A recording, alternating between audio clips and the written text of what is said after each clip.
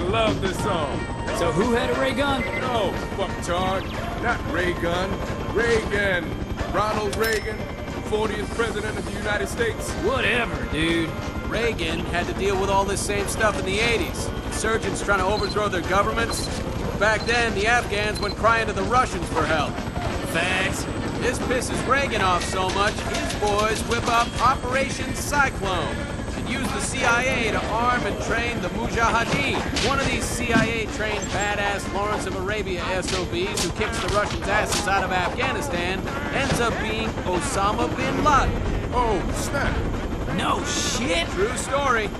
So the Mujis kick Russia's red ass across the sand, the entire Russian economy collapses, and goodbye USSR. Now America has no more bad guys to fight.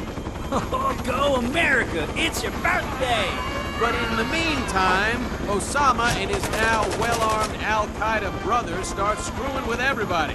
Egypt, Algeria, hell, he's blown up half the Middle Eastern governments trying to create a unified Muslim country.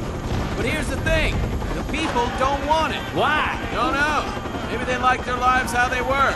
So he deems them all viable targets. He started blowing up his own fucking people? Man, that's fucked up. Yeah, that's why they're called terrorists, douchebag. So Bush Sr. becomes President 41. Before we know it, he's balls deep in Kuwait fighting Saddam for the Saudis. This pisses Osama off so much, he starts mouthing off about Saudi Arabia. So the Saudis banish his ass. Sucks to be you. Now, the dude's living in a cave in the hills of Afghanistan, and he's like, screw this noise, and calls down a jihad on all Americans. So it's fatwa on America and our allies. And what happens next? 9/11? Oh, shit. Give that man a gold star. Fuck you, bitch. The Marines are balls deep in Iraq, Afghanistan, and now this butthole. The war on terror's got a plug to pull on the septic tank of insurgents. This place is the drain stopper. I heard that. Every evil bastard that got banished, kicked out, had nowhere else to go, they came here. Anyway, it's the ETIM you really need to be worried about.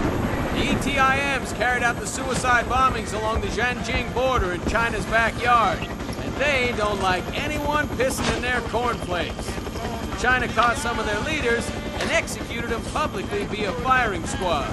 ETIM swears retaliation. And so they killed those Chinese athletes last year at the Olympics. So what do you think, Sergeant Kirby? You've seen the most action out of all of us. Back at Pendleton in what, 2 weeks? The insurgents are well trained and they've been fighting the PLA for a lot of years. So this is not going to be easy. There's no routes into the countryside to dig these cowards out of there other than the ones we're going to be blazing. I will say this. We're gonna see some motivating, grade-A, hardcore action every Marine to give his left nut for. Devil! Hoorah!